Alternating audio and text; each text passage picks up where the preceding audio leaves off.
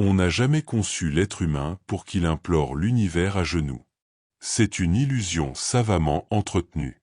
C'est la source profonde de la fracture intérieure, du tumulte quotidien, de ce désespoir feutré qu'on vous a appris à maquiller en espérance polie.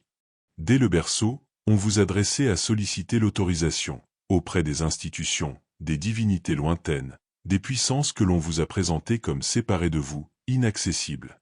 Voici pourtant la réalité nue. Vous n'êtes pas un quémandeur. Vous êtes un architecte de réalité, un sculpteur de cosmos, un chef d'orchestre de l'énergie primordiale. L'univers n'est pas un distributeur automatique réservé aux bons élèves du mérite. Il est un océan vibratoire aux possibilités infinies qui capte sans relâche la signature énergétique cachée derrière vos paroles, vos pensées, votre posture intérieure. Il n'exauce pas les supplications, il renvoie l'écho du pouvoir que vous émettez. Et là, tout de suite, en cet instant précis, que vous en ayez conscience ou non, il vous répond déjà. Ce qui sépare ceux qui matérialisent leurs rêves de ceux qui restent sur le quai, ce n'est ni la foi aveugle, ni l'intensité émotionnelle, ni le hasard capricieux. C'est la netteté du signal, la pureté de la fréquence, la fermeté de l'intention, la cohérence de l'alignement. Ce n'est pas un sortilège, c'est une physique implacable. La vraie question n'est pas « est-ce que l'univers m'entend ?» mais « quel message suis-je en train de lui diffuser sans même m'en rendre compte ?» On vous a dépouillé de cette puissance dès vos premiers mots. À peine saviez-vous parler qu'on vous dictait déjà ce qui était permis, convenable, sûr. À peine commenciez-vous à penser seul qu'on noyait votre esprit sous un déluge de distractions, écrans colorés, leçons répétitives, règles gravées dans le marbre, récits soigneusement sélectionnés, tous porteurs du même poison discret. Ne contredis pas, ne questionne pas, ne forge pas ton propre chemin. Reste dans le rang. On vous a entraîné à solliciter, à souhaiter, à patienter indéfiniment pour des réponses qui, par construction, ne venaient jamais. L'école ne vous a pas appris à réfléchir, elle vous a appris à plier. On vous félicitait pour la récitation parfaite, on vous sanctionnait pour la curiosité. Votre imagination passait pour une perte de temps, vos songeries pour un désordre à corriger. Pourtant, ces vagabondages intérieurs étaient vos premiers ateliers de création, les esquisses initiales de votre talent originel. Transformer une simple pensée en réalité tangible. On vous a vendu un Dieu extérieur, une création achevée depuis l'aube des temps, un pouvoir réservé à d'autres. Et dans le vide ainsi creusé, on a installé des édifices, des chaînes hiérarchiques, des cartes toutes faites de la confiance et de la peur, du succès et de l'échec. Rien de cela ne vous appartenait en propre, et pourtant cela s'est incrusté jusqu'à devenir les fondations mêmes de vos convictions. Or les convictions sont la matière première de tout. Si vous vous vivez minuscule, votre voix restera un murmure. Si vous percevez l'univers comme distant, vous soufflerez vos désirs au lieu de les proclamer. Si vous vous jugez indigne, vous fermerez vous-même la porte aux grâces qui cherchent à entrer. Le système n'est pas défaillant. Il a été calibré avec précision pour étouffer la divinité qui sommeille en vous. On ne s'est pas contenté de vous indiquer une route, on vous a codé pour oublier qu'il existait d'autres chemins et surtout que vous pouviez les tracer vous-même. Réfléchissez une seconde. Vous avez sans doute passé l'essentiel de votre existence à guetter un déclic extérieur, un signe du ciel, le bon état d'esprit, le moment idéal, la version enfin prête de vous-même pour oser avancer. Mais guetter est l'antithèse de déclarer. C'est le silence habillé en tactique prudente. Et le silence est le premier aveu de reddition. Chaque fois que vous hésitez, le chant entend le doute. Chaque fois que vous tardez, le chant enregistre la confusion. La confusion crée le bruit. Le bruit crée la contradiction. Et la contradiction crée la stagnation. C'est pourquoi l'univers semble répondre à certains et ignorer d'autres. Ce n'est pas une question de mérite, pas à cause de la chance, mais à cause de la clarté et de l'ordre. Le chant est un miroir. Il fait écho. Il obéit au signal le plus fort. Et le signal le plus fort vient toujours de celui qui se souvient. Je ne suis pas ici pour demander, je suis ici pour parler. Ils n'ont pas seulement caché la vérité, ils l'ont enterrée sous la culpabilité, la honte et les rituels. Ils ont enveloppé le pouvoir dans la doctrine et vous ont dit qu'il était dangereux de le toucher. Mais ce n'est pas dangereux, C'est précis. C'est une loi énergétique. De la même manière que la gravité vous attire vers la Terre, vos mots tirent la réalité vers la forme. Et comme la gravité, elle ne se préoccupe pas de ce que vous croyez. Elle répond à l'utilisation, pas au culte, pas au rituel, pas aux prières mémorisées.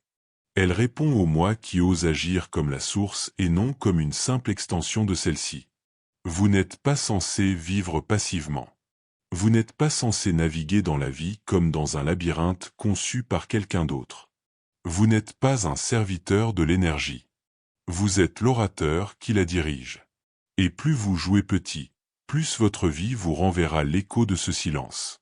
Il est temps de se souvenir de ce qui a été enterré. Les anciens n'espéraient pas, ils déclaraient. Ils ne visualisaient pas, ils incarnaient. Leurs mots n'étaient pas des souhaits. Ils étaient des armes, des outils, des codes, des fréquences dirigées avec précision vers le champ infini. C'est ce que vous avez oublié. Mais oublier n'est pas la même chose que perdre. Et si vous avez oublié, c'est que vous pouvez vous souvenir.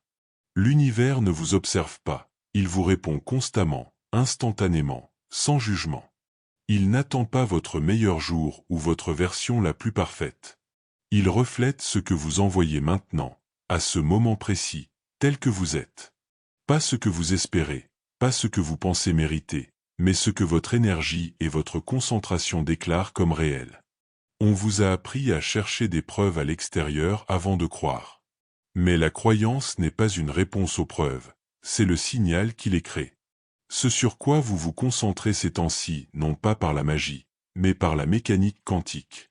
En physique quantique, l'effet observateur est plus qu'une théorie, c'est une loi. L'acte d'observation transforme le potentiel en forme. Ce qui n'était qu'une possibilité devient défini, physique, réel au moment où l'attention est portée. Et il n'est pas nécessaire d'y croire. Il faut se concentrer. L'énergie circule là où l'attention se porte. Le champ ne fait pas de distinction entre le bien et le mal, ni entre le bon et le mauvais. Il réagit à l'intensité, à la clarté, à la répétition. C'est tout. Tout comme une télécommande ne se préoccupe pas de la chaîne que vous choisissez, elle prend simplement vos données et les reflète. C'est ce que votre conscience fait à la réalité.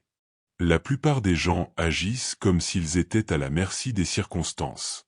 Ils disent des choses comme « je le croirai quand je le verrai ». Mais la loi quantique dit le contraire, vous le verrez parce que vous y avez cru.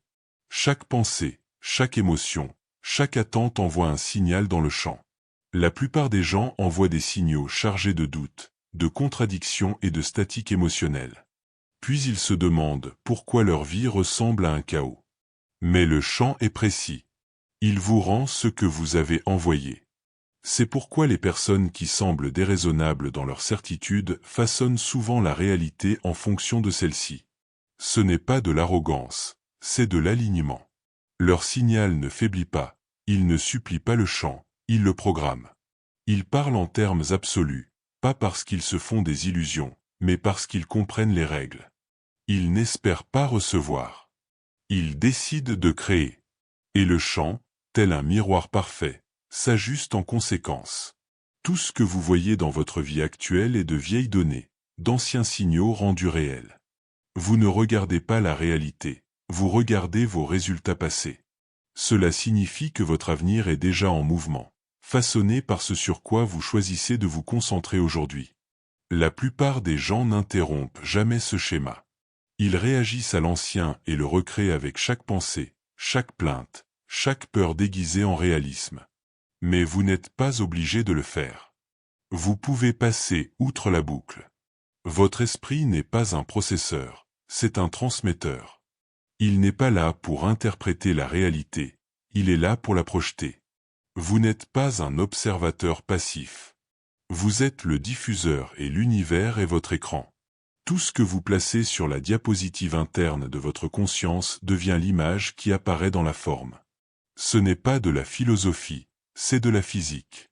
L'énergie cherche la résonance, le champ répond à l'entrée. Vous avez simplement utilisé votre télécommande en pilotage automatique. Mais maintenant, vous pouvez interrompre ce schéma. Réalisez que chaque inquiétude répétée est une prière pour ce que vous ne voulez pas. Chaque peur focalisée est une demande pour sa propre réalisation. Et chaque fois que vous choisissez de croire que ce que vous désirez se rapproche déjà de vous, vous réduisez les délais pour l'atteindre plus rapidement. Il ne s'agit pas de se mentir à soi-même, il s'agit de choisir la réalité que vous voulez dynamiser. Votre réalité actuelle n'est pas figée. Elle est simplement le résultat de la vibration dominante que vous avez répétée le plus souvent. Changez l'entrée, changez le modèle, changez de vie. Vous n'avez pas été mis ici pour observer la réalité. Vous avez été mis ici pour la modifier. Et lorsque vous cessez de réagir et que vous commencez à émettre délibérément, le monde se plie en conséquence. Non pas parce que c'est gentil, mais parce que c'est la loi. Il est temps d'arrêter de vivre en spectateur et de commencer à utiliser votre télécommande. Ils veulent vous faire croire que c'est mystique, que la manifestation est un concept spirituel marginal accessible seulement à quelques illuminés ou à ceux qui ont la chance d'être nés avec la bonne vibration. Mais la manifestation n'est pas mystérieuse. Ce n'est pas un vœu pieux. Il ne s'agit pas de croire au miracle, mais de comprendre l'énergie, une énergie claire, concentrée et dirigée. C'est la différence entre les personnes qui font avancer la vie à leur place et celles qui attendent constamment la permission d'essayer. La manifestation n'est pas une question d'émotion, c'est une question d'intention. Et la véritable intention n'est pas une simple pensée fugace enveloppée d'espoir. C'est la décision consciente d'imprimer un ordre spécifique sur le champ sans aucune contradiction. Vous l'avez déjà fait, probablement sans vous en rendre compte. Vous souvenez-vous des moments où tout s'est enclenché, où la synchronicité s'est mise en place, où les choses se sont déroulées rapidement et exactement comme vous l'aviez imaginé? Ce n'était pas une coïncidence, c'était de la clarté. C'était vous, brièvement, accidentellement, qui diffusiez un signal suffisamment fort pour l'emporter sur votre bruit. La plupart des gens pensent qu'ils fixent des intentions, mais ce qu'ils font en réalité, c'est mendier dans la confusion. Ils veulent l'abondance tout en se concentrant constamment sur le manque. Ils disent qu'ils veulent de l'amour mais répètent la vibration de la peur et de l'abandon. Les mots disent une chose, le signal en dit une autre. Et le chant ne répond pas aux mots. Il répond à la cohérence, le sentiment sous-jacent à la pensée, la fréquence derrière la phrase.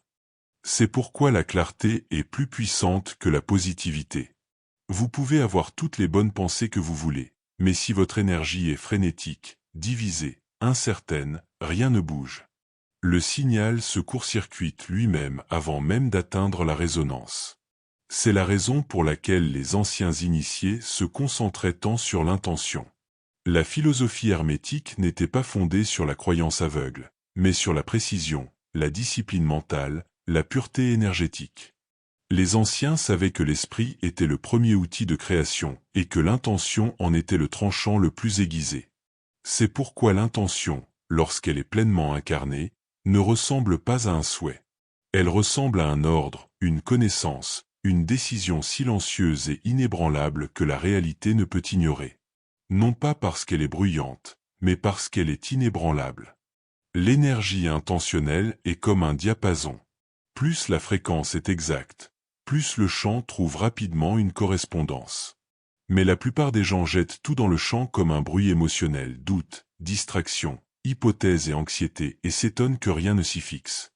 L'univers ne vous rejette pas. Il ne peut tout simplement pas lire un signal brouillé.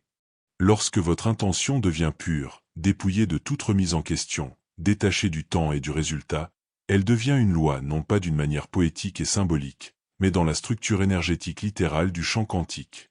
Le champ n'est pas personnel. Il ne récompense pas les bonnes personnes et ne punit pas les mauvaises. Il s'organise autour de l'intention. Soit vous envoyez un signal fort, soit vous ne l'envoyez pas. Il n'y a pas d'entre-deux. Vous avez vu cela se produire avec d'autres. Ceux qui se déplacent avec précision, qui disent ce qu'ils veulent dire, pensent ce qu'ils disent et marchent comme s'ils avaient déjà tout ce qu'il faut. Ils ne font pas semblant d'être confiants. Ils alignent leur énergie et la vie se plie parce que le champ ne peut pas ignorer un code propre. Il réagit plus rapidement à la clarté qu'au charisme. Il réagit plus vite au calme qu'à la lutte. Demandez-vous donc ce que vous voulez vraiment et surtout, pouvez-vous maintenir cette intention sans la diluer? Pouvez-vous la laisser s'exprimer clairement et sans être ébranlé par le bruit qui vous entoure? Car si vous y parvenez, tout commencera à bouger. Non pas parce que vous l'avez mérité, pas parce que vous avez attendu assez longtemps, mais parce que l'énergie obéit à une structure. L'intention est une structure.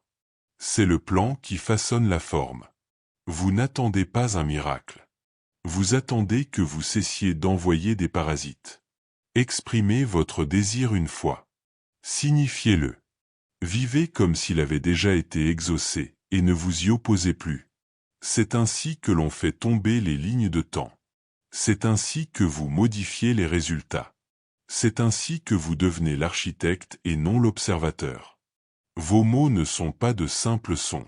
Ce ne sont pas de simples outils de communication ou d'étiquette sociale.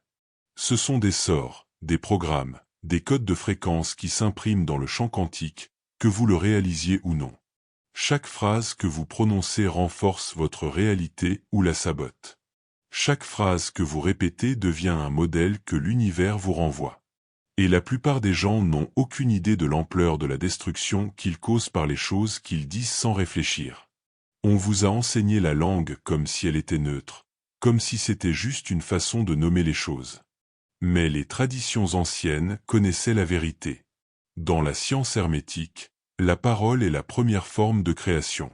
Dans les textes sacrés et les écoles de mystère, le mot précède le monde. Au commencement était le mot, et le mot était le pouvoir. Pourquoi? Parce que le son est une vibration et la vibration déplace la matière. Votre subconscient ne filtre pas le langage en fonction du contexte. Il ne reconnaît pas le sarcasme, le doute ou l'insécurité déguisée en plaisanterie. Il prend ce que vous dites, surtout lorsque vous le répétez, et le classe comme une vérité. Je suis toujours fauché. Je suis nul en relations humaines. Cela m'arrive toujours. Vous pensez que vous vous défoulez, mais en fait vous codifiez. Vous donnez au champ des instructions exactes à reproduire. Plus la déclaration est chargée d'émotions, plus elle s'intègre rapidement. Et plus elle s'intègre, plus elle fonctionne en pilote automatique, façonnant tranquillement vos expériences pendant que vous appelez cela de la malchance. Les mots ne sont pas passifs, ils activent les voies neuronales, ils transforment l'énergie en forme. C'est pourquoi les affirmations, les mantras et les déclarations de pouvoir fonctionnent, non pas parce qu'ils sont magiques, mais parce qu'ils sont des intrants cohérents dans le système. Soit vous parlez de vie, soit vous parlez de boucle. Et si vous n'êtes pas conscient de ce que vous dites, il y a de fortes chances que vous fassiez écho à la programmation de quelqu'un d'autre. Des phrases que vous avez héritées de vos parents, de vos professeurs, de votre culture. Des mots qui vous ont été répétés tant de fois que vous les avez fait vôtres sans même les remettre en question. Lorsque vous dites « je suis », ce qui suit devient votre instruction pour le chant. Je suis fatigué. Je suis toujours en retard. Je ne suis pas assez bon. Ce ne sont pas des explosions émotionnelles, ce sont des déclarations, et l'univers ne les entend pas comme des plaintes, il les entend comme des ordres de construction. La phrase « je suis » est sacrée. Elle n'est pas occasionnelle. C'est la porte de la manifestation. Lorsque vous dites « je suis », vous ne décrivez pas, vous commandez. Le pouvoir de la langue ne réside pas dans sa poésie, il réside dans sa précision. Lorsque vous parlez sans clarté, le chant répond par la confusion. Lorsque vous parlez avec force, concentration et alignement, le chant n'a d'autre choix que de se déplacer. C'est pourquoi certaines personnes n'ont besoin de dire quelque chose qu'une seule fois pour que cela commence à se déployer, parce qu'il n'y a pas de contradiction dans leur énergie.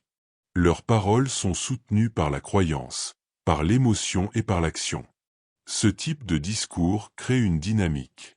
Ce type de discours se démarque du bruit. Mais vous n'avez pas besoin d'être parfait. Vous devez être intentionnel. Faites attention aux phrases que vous répétez. Écoutez ce que vous dites quand vous êtes frustré, quand vous êtes fatigué, quand vous doutez de vous. C'est le langage qui façonne votre vie. Réécrivez-le. Récodez-le. Remplacez « je ne peux pas » par « j'apprends ». Remplacez « je suis coincé » par « je me réaligne ». Parlez non seulement avec espoir, mais avec direction. Parlez comme l'architecte de votre expérience et non comme la victime de vos circonstances. Et il ne s'agit pas seulement de ce que vous dites à haute voix. Votre dialogue intérieur est encore plus puissant parce qu'il n'est pas filtré. Les pensées que vous vous chuchotez à vous-même lorsque personne ne vous regarde sont les signaux les plus purs. C'est la véritable programmation. Nettoyez-la, réorientez-la. Prenez le contrôle du récit qui se déroule dans votre tête et commencez à parler de la version de vous-même dans laquelle vous entrez, et non de celle que vous essayez de fuir. Le chant est à l'écoute. Chaque mot est un ordre. La seule question est de savoir si vous utilisez votre voix pour créer votre avenir ou pour répéter votre passé.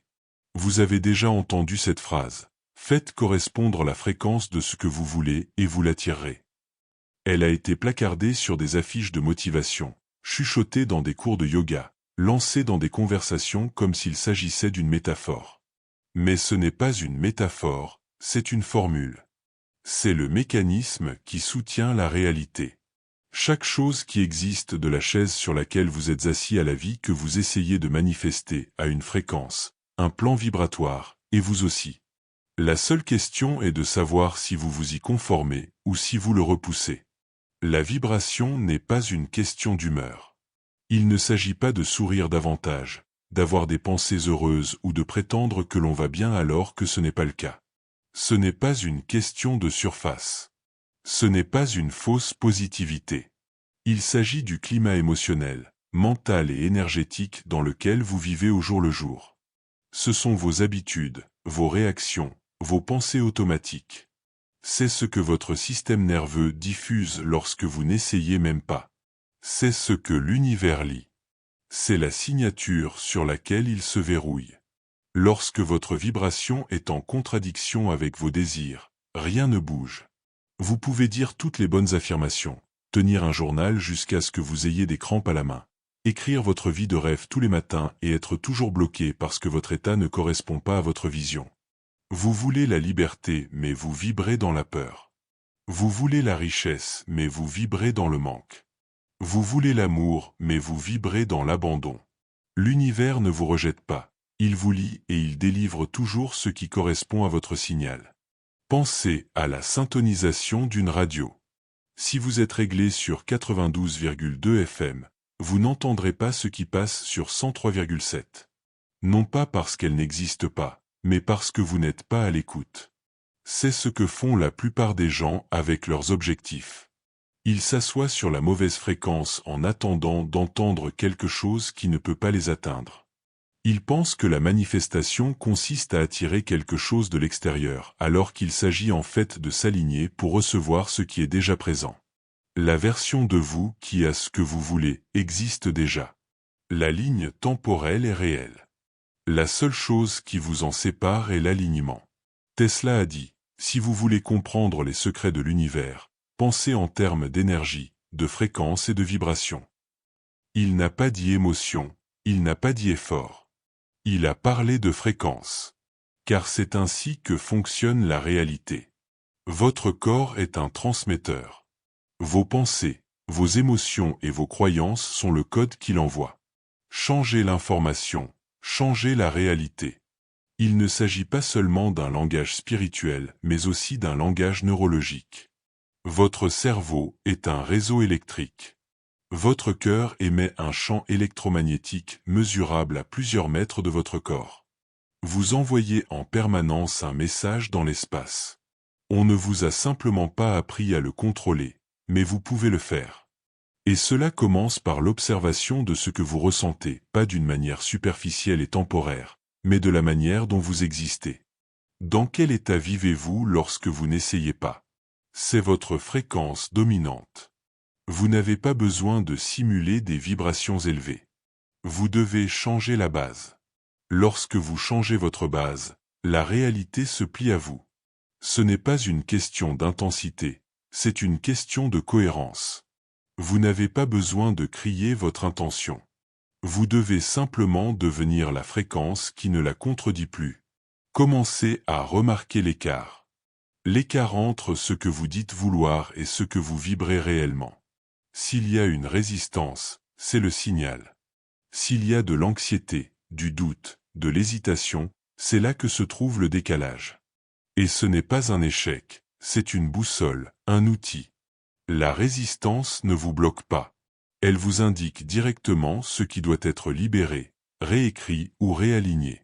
Utilisez-la, ajustez-la, puis ancrez-vous dans le nouvel état. Parce que lorsque votre vibration devient inébranlable, l'univers cesse d'hésiter. La réalité cesse de bégayer. Les gens, les opportunités, les moments commencent à s'organiser autour du signal que vous émettez. Non pas parce que vous avez de la chance, mais parce que vous êtes en résonance, parce que vous avez cessé d'envoyer des codes contradictoires et que vous avez commencé à vivre comme la version de vous qui a déjà ce que vous voulez. L'univers ne vous donne pas ce que vous pensez mériter. Il vous donne ce qui correspond à votre vibration. Vous n'obtenez pas ce que vous voulez, vous obtenez ce que vous êtes. Alors, devenez la fréquence et regardez les résultats vous devenir. L'espoir est le langage des impuissants. Il semble assez innocent. Il semble humble, voire spirituel. J'espère que ça va marcher. J'espère que l'univers m'entend. J'espère que cette fois-ci sera différente. Mais sous l'espoir se cache un abandon tranquille. La conviction que vous ne contrôlez pas la suite des événements. Tout ce que vous pouvez faire, c'est souhaiter assez fort et peut-être que quelque chose vous choisira. Ce n'est pas de la manifestation, c'est de l'impuissance apprise enveloppée dans un vocabulaire spirituel. Vous n'étiez pas censé espérer. Vous êtes censé déclarer. Espérer implique l'incertitude. Commander implique l'identité. L'espoir attend. Le commandement parle. Et voici l'inconfortable vérité. La plupart des gens qui pensent manifester ne font en fait qu'attendre poliment la permission. Ils s'habillent de tableaux de vision et de citations positives, mais en dessous, l'énergie est encore fragile, toujours dépendante, encore incertaine. La loi de l'attraction vendue comme une spiritualité grand public est diluée au point d'être inutile. Elle est devenue populaire non pas parce qu'elle est puissante, mais parce qu'elle est sans danger, parce qu'elle ne vous demande rien d'autre qu'une croyance et un sourire.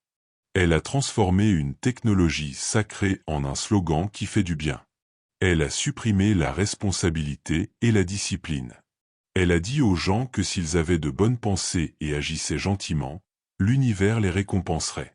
Mais l'univers n'est pas un distributeur automatique et il reflète la fréquence, pas la politesse. C'est pourquoi les gens disent « j'ai essayé de manifester » et ça n'a pas marché.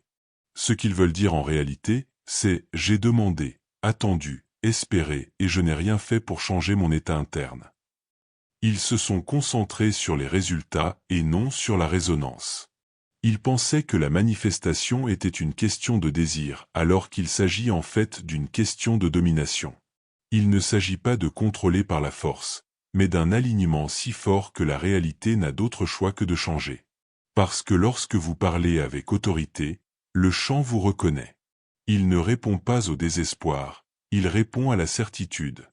Vous avez été conditionné à penser que la certitude est de l'arrogance, que le fait d'exprimer son désir avec confiance est un délire ou un droit. Mais la confiance n'est pas de l'arrogance, c'est de la clarté. Et la clarté est magnétique. Lorsque vous éliminez les fluctuations de votre énergie, lorsque vous cessez d'espérer et que vous commencez à déclarer, le ton de votre vie change du tout au tout. Vous passez de la demande à la direction, de l'attente à la génération. Commander ne signifie pas exiger. Vous n'êtes pas en train d'aboyer des ordres au ciel. Vous incarnez la fréquence de votre résultat avec une telle constance que le monde extérieur doit la refléter. Vous devenez inébranlable. Vous n'êtes pas émotionnellement réactif, pas incohérent sur le plan énergétique, mais solide comme un diapason qui ne vacille jamais. Vous le dites une fois, puis vous vivez comme si c'était déjà vrai. C'est un ordre. C'est la manifestation sans bruit. Regardez autour de vous ceux qui façonnent leur vie intentionnellement. Ils n'implorent pas le changement, ils le décident. Ils n'expliquent pas leurs désirs. Ils les réalisent. Ils ne se manifestent pas par accident, ils se manifestent par la loi. Ils ont dépassé les enseignements de surface pour entrer dans l'architecture de la réalité. Ils parlent et les choses bougent. Non pas parce qu'ils sont spéciaux, mais parce qu'ils ont choisi de commander. Et voici à quoi cela ressemble. Il s'agit d'exprimer son désir sans s'en excuser. Il s'agit de dire « voilà ce que je crée », au lieu de « j'espère vraiment que cela arrivera ». Il s'agit d'éliminer la charge émotionnelle du « si » et de la remplacer par le « c'est ». Il s'agit d'incarner l'identité qui possède déjà la chose et non d'attendre qu'elle se manifeste pour prouver qu'on est autorisé à y croire. Vous pouvez tenir un journal jusqu'à ce que votre stylo s'épuise, visualiser jusqu'à ce que vos paupières soient douloureuses, méditer pendant des heures. Mais si vous revenez toujours au doute, à la petitesse, à la recherche de permission, le champ continuera à le refléter. La manifestation ne se produit pas lorsque vous êtes de bonne humeur. Elle se produit lorsque votre fréquence devient l'instruction et non la question. Lorsque vos mots deviennent des ordres et non des demandes. Lorsque votre énergie dit « ceci est déjà à moi » et non « j'espère que j'en suis digne ». L'espoir est confortable parce qu'il vous permet de ne pas être pris au dépourvu. Mais ce confort est un piège. Il maintient votre pouvoir en sommeil et retarde votre avenir. Sortez de l'espoir. Passez au commandement. Parlez comme un dieu, non pas parce que vous avez besoin de l'approbation de l'univers, mais parce que vous vous souvenez de la vérité. Il vous répond déjà. L'univers ne s'éteint pas lorsque vous arrêtez de parler. Il ne s'arrête pas lorsque vous êtes distrait ou désengagé. Il ne dort pas, n'attend pas, ne pardonne pas les contradictions parce que vous ne les pensiez pas. Il écoute toujours, et non pas vos intentions polies ou les affirmations que vous affichez sur votre mur, mais vos pensées les plus fréquentes, vos histoires répétées, l'énergie que vous portez en silence quand personne d'autre n'est là. Chaque pensée est une prière, chaque émotion est un ordre, chaque croyance est un moule pour la réalité qui se forme autour de vous.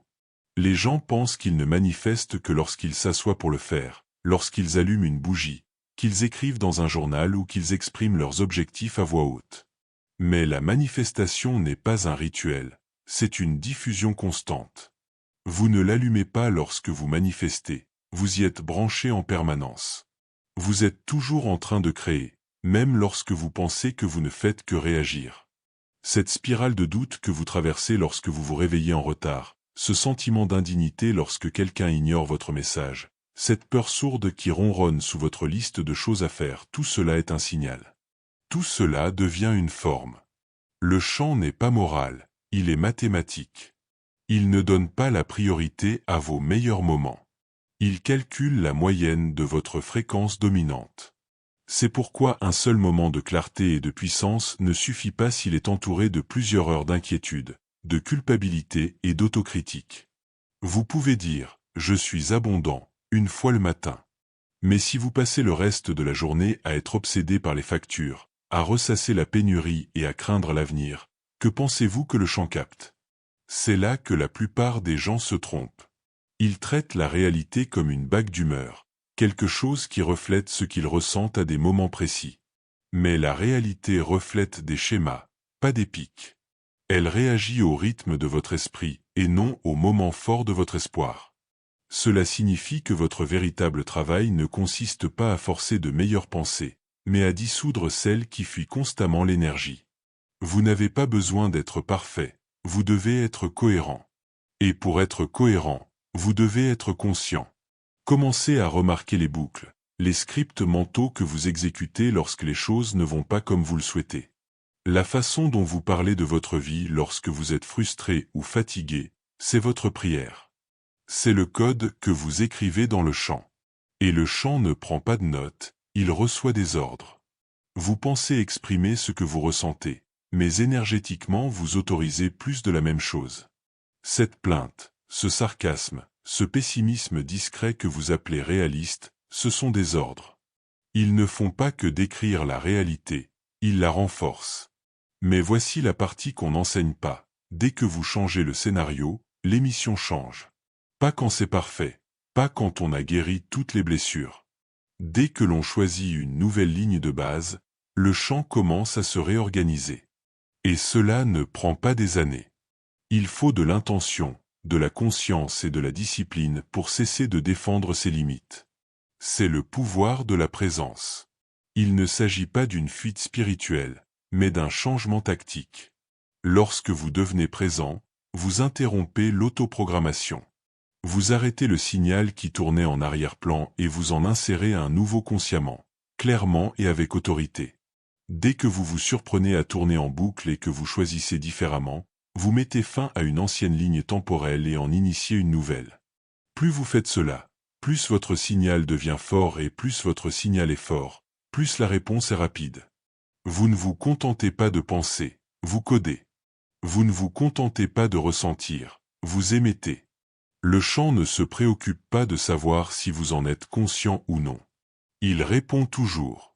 La question n'est donc pas de savoir si cela fonctionne. C'est « qu'est-ce que je dis vraiment avec mon état ? Quelle est la commande dominante que j'ai envoyée ? Quelle est la vibration que j'ai laissée devenir normale ?» C'est là que commence la maîtrise. Lorsque vous réalisez que la manifestation n'est pas quelque chose que vous faites, c'est quelque chose que vous êtes toujours en train de faire. Que l'univers ne vous ignore pas, il est simplement obéissant. Que votre vie n'est pas bloquée. Elle ne fait que refléter avec précision le plan que vous avez répété le plus souvent. Une fois que vous avez compris cela, vous pouvez cesser d'attendre des signes et commencer à en devenir un. Il arrive un moment dans votre parcours où ce souvenir ne suffit plus. Lorsque la connaissance de la vérité n'est pas un pouvoir tant qu'elle n'est pas dite, vécue et incarnée. Vous avez vu comment le champ fonctionne. Vous avez ressenti les moments où l'alignement se produit, où le monde change autour d'une décision, où quelque chose que vous pensiez être loin se déplace comme s'il attendait votre signal depuis le début. Et maintenant, il est temps d'entrer dans ce que la plupart des gens passent leur vie à éviter, l'appropriation. L'appropriation de votre rôle, non pas en tant que création passive de la réalité, mais en tant que créateur de celle-ci.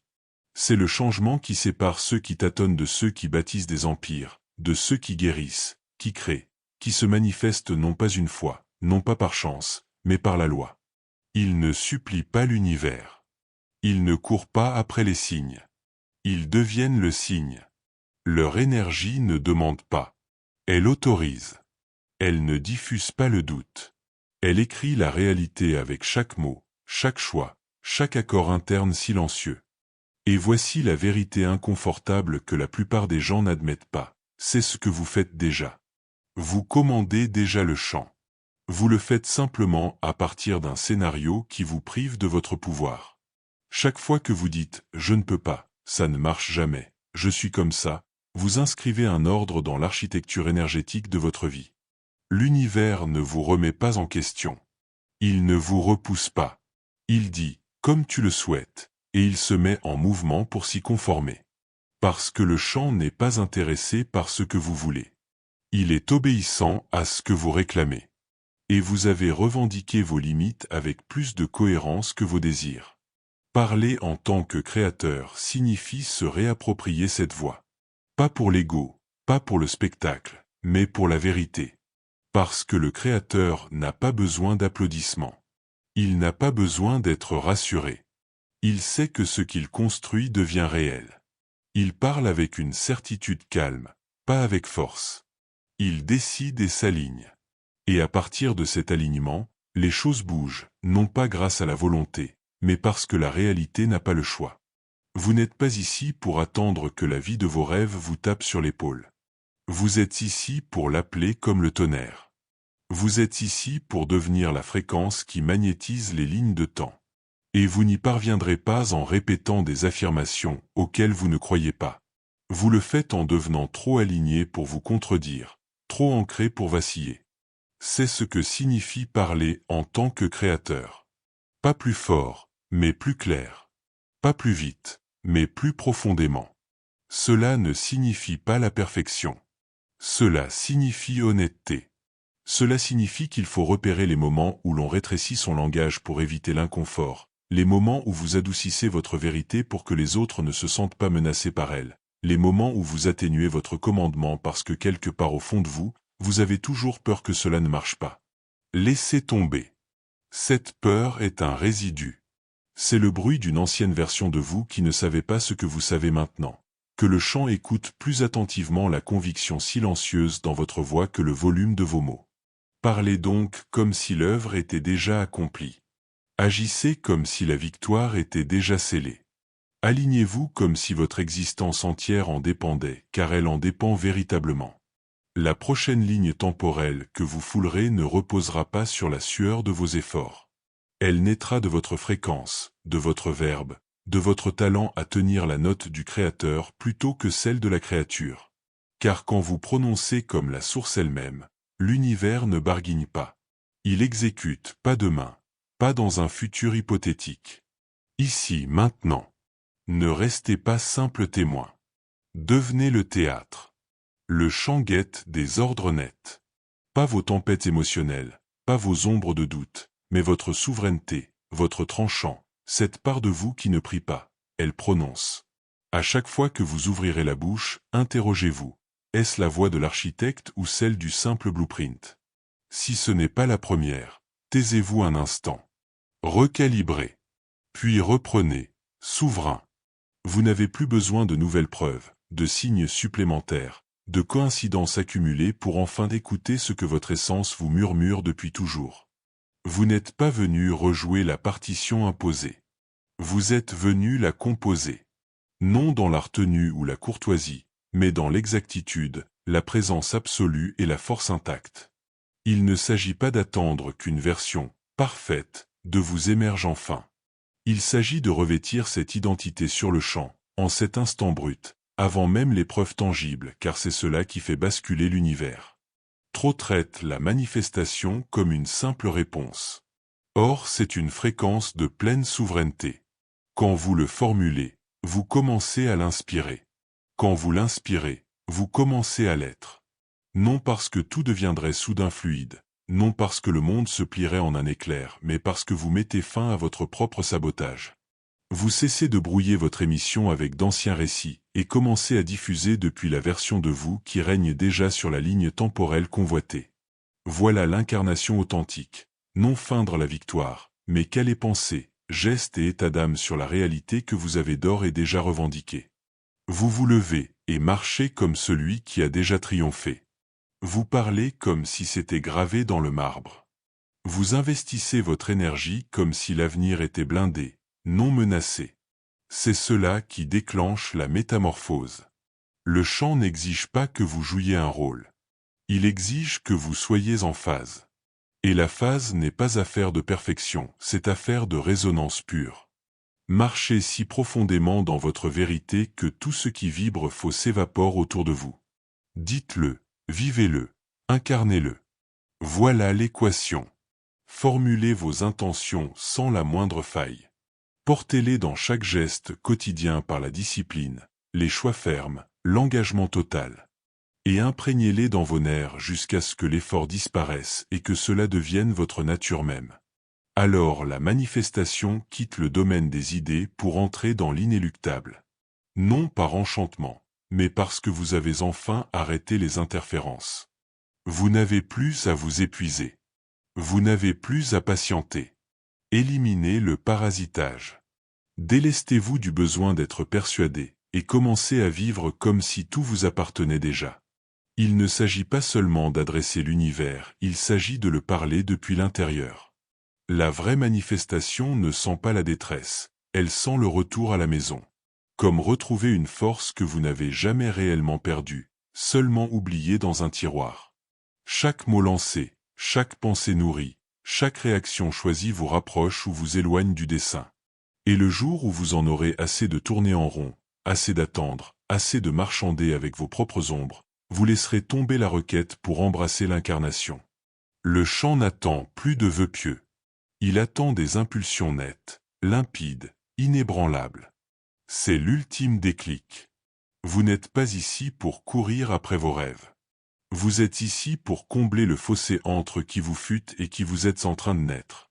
Et ce comblement commence par un choix. Parler depuis la source, non depuis la quête. Le blueprint est déjà gravé en vous. Vous ne fabriquez rien de neuf. Vous réactivez ce qui a toujours été encodé dans votre matrice originelle. Chassez la peur. Chassez les atermoiements. Prononcez, existez, soyez. Si cette transmission vous a traversé, signalez-le en commentaire. J'ai compris.